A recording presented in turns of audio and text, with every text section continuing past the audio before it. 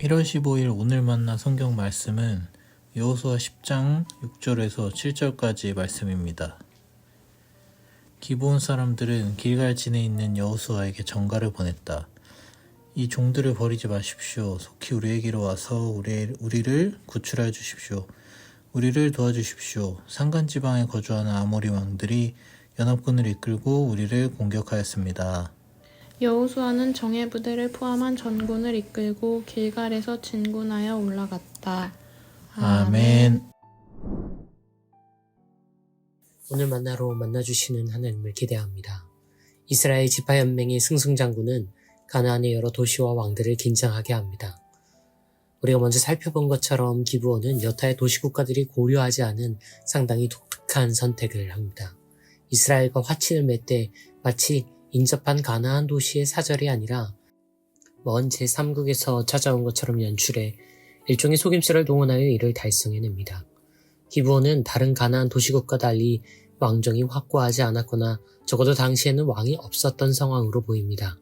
종교와 정치가 분리되지 않던 고대 세계에서 신의 대리자였던 왕이 부재했기에 기브온은 아주 유연하고 정략적인 선택을 할 수 있었습니다.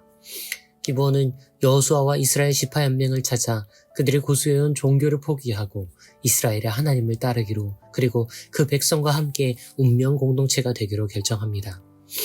그러나 모두가 기브온과 같을 수는 없습니다. 예루살렘과 그 인근의 남서쪽 도시국가들은 이스라엘과 화친을 맺기보다 전쟁을 선택합니다. 예루살렘, 헤브론, 야르뭇, 라기스, 에글론 5개의 도시국가들이 이스라엘 지파연맹에 맞서 군사동맹을 체결합니다. 그들의 칼끝이 우선 향한 곳은 파죽지세였던 이스라엘이 아닌 그들의 휘하로 들어간 기회주의자 기브온이었습니다. 기브온은 비록 왕이 없는 국가였으나 그 도시의 규모가 적지 않았고 군사력도 제법 강대했던 것으로 보입니다. 그러나 5개의 도시 연합에는 도무지 당해낼 방도가 없었기에 다급하게 길갈의 사람을 보내 이스라엘의 파병을 요청합니다.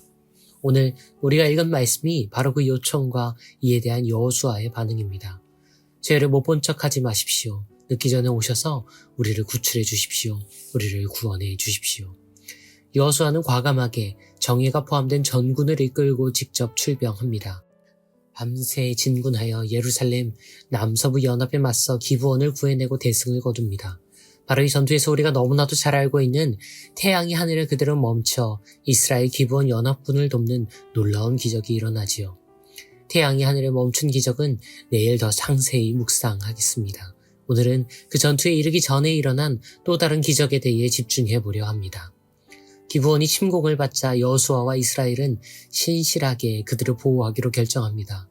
여호수아는 이미 이에 앞서 기브온을 보호한 바 있습니다. 그들과 화친의 조약을 맺은 이들이 사실은 먼 곳의 제3국이 아니라 인접해 있는 가나안 도시 중 하나인 것을 알게 된 이스라엘의 일부가 아주 극렬한 반응을 보인 바 있습니다. 여호수아는 속임수를 쓴 바에 대해서는 책망하면서도 끝까지 기브온을 이스라엘의 매파들로부터 지켜냅니다.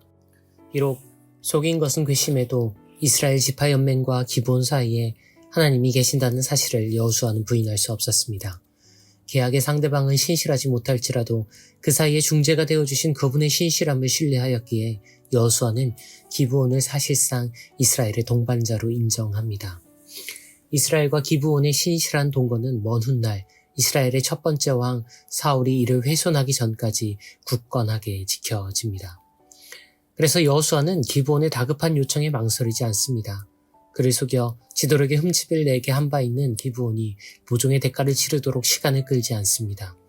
제법 방패가 되어줄 수 있는 기브온이 완충이 되어줄 동안 전열을 정비하여 기회를 노려볼 셈법도 고려치 않습니다.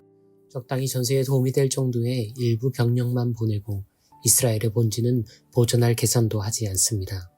여호수아는 마치 이스라엘이 침공된 것처럼 지파연맹의 최정예를 포함한 전군을 이끌고 직접 출군합니다. 늦어지면 기브온의 피해가 커질까 밤을 새 기동하여 전장에 도달할 정도였습니다. 그리고 그곳에서 이스라엘 지파연맹군의 모든 것을 걸고 기브온과 함께 전투에 임합니다. 여호수아와 이스라엘에게 기브온은 우여곡절이 있었을지언정 하나님이 당신의 신실하신 인도로 그들과 그 땅에서 함께 살도록 허락하신 동반자였습니다.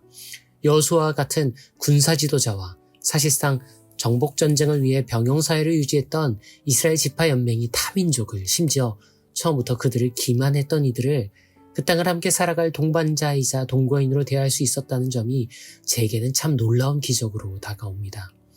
오늘날 바로 그곳 이스라엘과 팔레스타인이 함께 살아가고 있는 바로 그 땅에서 벌어지는 비극적이고 참담한 전쟁과 학살의 현실은 이스라엘과 기브온의 신실한 동거가 얼마나 위대한 기적이었는지를 더욱 실감하게 해주지요. 이스라엘과 아랍 국가 사이에서 일어난 전쟁들 중 역대 가장 길고 가장 많은 사상자가 발생하고 있는 이 전쟁의 휴전협정이 이루어질 듯 하면서도 요원한 상황이 지속되고 있습니다. 이제 곧 들어설 미국 트럼프 정권의 일방적인 친이스라엘 정책은 아마도 이 전쟁의 종결을 보다 어렵게 만들 가능성이 높습니다. 터전과 미래, 삶의 존엄을 박탈당한 팔레스타인에게는 더 물러설 곳이 없습니다. 극단적이고 배타적인 선민주의를 나라의 정신과 정책으로 고수하는 이스라엘의 행보는 달라질 기미가 보이지 않습니다. 오늘 우리가 함께 읽은 말씀에서 이스라엘은 함께 동거하는 이들을 나라의 명운을 걸고 보호한 신실한 동반자였습니다. 여호수아는 주님의 사자에게도 피하 구분을 요구할 만큼 철두철미한 군인이었지만 모세가 전해받은 이 말씀을 있는 그대로 믿고 실천한 동거인이었습니다. 외국인들과 함께 살 때 너희는 그들을 억압해서는 안 된다. 그들을 너희와 함께 땅을 받은 이들처럼 여기고 그들을 너희의 몸처럼 사랑하여라. 너희가 이집트 땅에서 외인으로 여김받아 어렵게 살던 그 시절을 절대 잊지 말거라. 나는 주 너희의 하나님이다. 한때 평화의 왕이 태어나 사시던 바로 그 땅에 진정한 샬롬이 이루어지는 것. 이스라엘이 극단적 시온주의를 포기하고 레위기의 말씀을 따라 함께 살고 있는 팔레스타인을 그들의 동반자이자 동거인으로 여기는 것. 간혹 어쩔 수 없이 충돌과 갈등이 있더라도 서로의 무엇이 아닌 그들을 한 땅에서 살게 하신 그분의 신실하심으로 서로를 대하는 것. 저는 이것이야말로 지금 그 땅에 진정 다시 이루어져야 할 기적이라고 믿습니다. 현실을 아는 사람들은 불가능하다고 말합니다. 뉴스를 보는 사람들은 이루어질 수 없다고 말하지요.